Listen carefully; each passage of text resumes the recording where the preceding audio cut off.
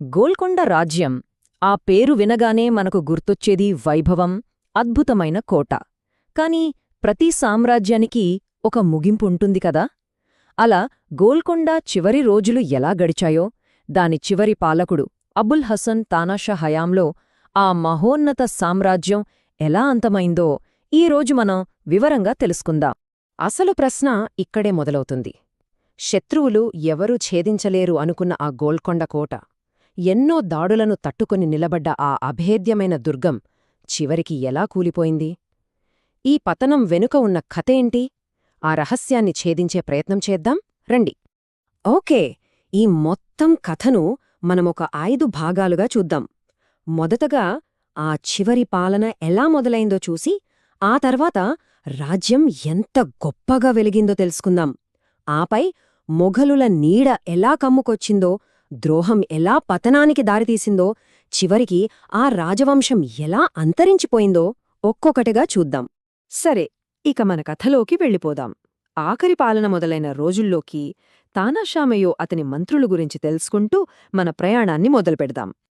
మొదటగా అసలు అబుల్ హసన్ తానాషా. ఆయన కుతుబ్షాహీ వంశానికి చివరి వారసుడు. 1672 నుంచి 1687 వరకు, అంటే దాదాపు 15 ఏళ్లు పాలించారు. అంతకుముందున్న సుల్తాన్ అబ్దుల్లా కుతుబ్షాకి ఈయన స్వయాన అల్లుడు.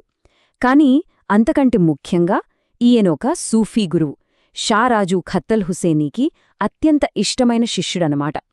అసలు విషయమేంటంటే, తానాషా అనే పేరు కూడా ఆ గురువే ప్రేమతో పెట్టింది.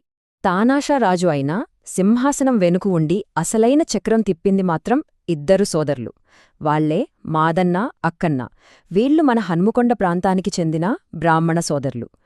పాలనలో వీళ్లది చాలా అంటే చాలా కీలకమైన పాత్ర. మాదన్న అయితే ఏకంగా ప్రధానమంత్రి, అంటే మీర్ జుమ్లా. ఆయన ప్రతిభకు మెచ్చి తానాషా అతనికి సూర్యప్రకాశరావు అనే బిరుదు కూడా ఇచ్చారట. ఇక తమ్ముడు అక్కన్న విషయానికొస్తే ఆయన సర్ లష్కర్, అంటే మొత్తం సైన్యానికి అధిపతి. నిజం చెప్పాలంటే తానాషా సింహాసనం ఎక్కడంలోనే వీరిద్దరి పాత్ర చాలా పెద్దది. సరే, ఇప్పుడు రాజు, తానాషా, మంత్రులు, మాదన్న, అక్కన్న, ఈ కొత్త పరిపాలనలో గోల్కొండ రాజ్యం ఎలా ఉందో చూద్దాం. వాళ్లు ఎలాంటి పొత్తులు పెట్టుకున్నారు, పరిపాలన ఎలా సాగిందో కాస్త వివరంగా తెలుసుకుందాం.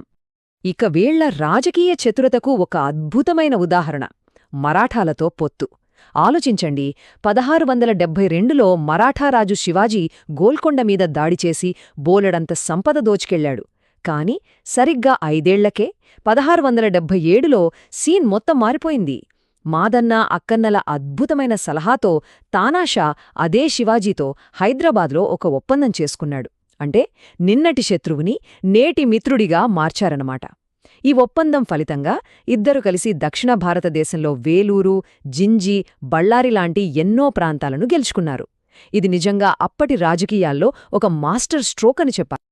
అయితే తానాషా పాలన అంటే కేవలం రాజకీయాలు, యుద్ధాలు మాత్రమే కాదు, ఆయన కళలకు కూడా ఎంతో విలువిచ్చారు.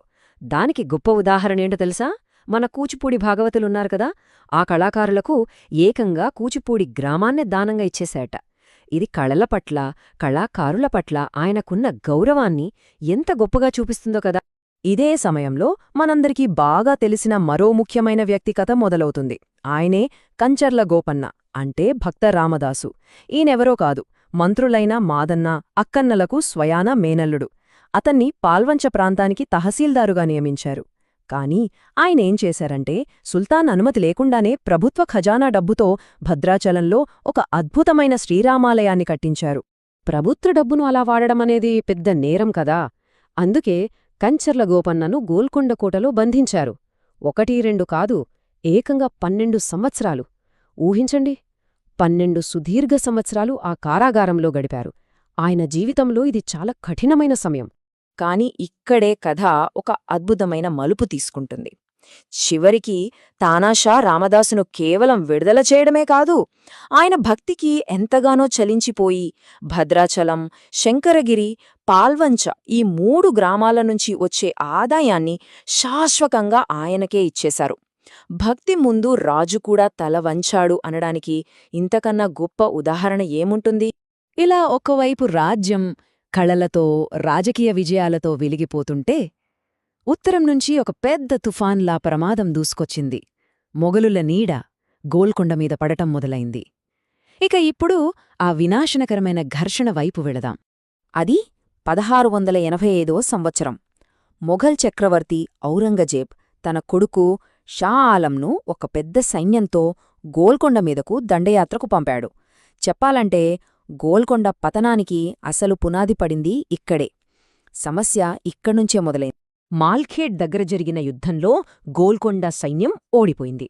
దాంతో తానాషా ఒక చాలా కఠినమైన అవమానకరమైన ఒప్పందానికి ఒప్పుకోక తప్పలేదు. ఆ ఒప్పందంలోని షరతులేంటంటే గోల్కొండ భారీగా యుద్ధ నష్టపరిహారం చెల్లించాలి, కొన్ని ముఖ్యమైన ప్రాంతాలను మొఘలులకు అప్పగించాలి. అన్నింటికంటే దారుణమైన షరతు రాజ్యానికి వెన్నెముకలాంటి మాదన్న, అక్కన్నలను వాళ్ల పదవుల నుంచి తీసెయ్యాలి. చూసారా, ఇది రాజ్యాన్ని లోపలినుంచి బలహీనపరిచే ఒక పెద్ద కుట్ర. ఇక మనం కథలో చివరి అంకానికి, అత్యంత విషాదకరమైన ఘట్టానికి వచ్చేశాం. ద్రోహం, పతనం, గోల్కొండ ముట్టడి ఎలా జరిగిందో చూద్దాం.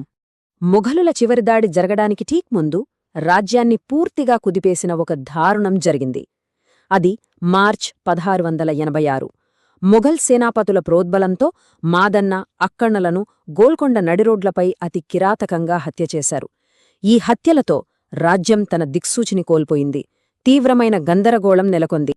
ఇక అంతిమ ఘట్టం మొదలైంది. 1687లో ఈసారి తన కొడుకును కాదు, సాక్షాత్తు మొఘల్ చక్రవర్తి ఔరంగజేబే స్వయంగా గోల్కొండ కోటను ముట్టడించడానికి భారీ సైన్యంతో తరలివచ్చాడు. కాని ఇక్కడొక ఆశ్చర్యకరమైన విషయముంది.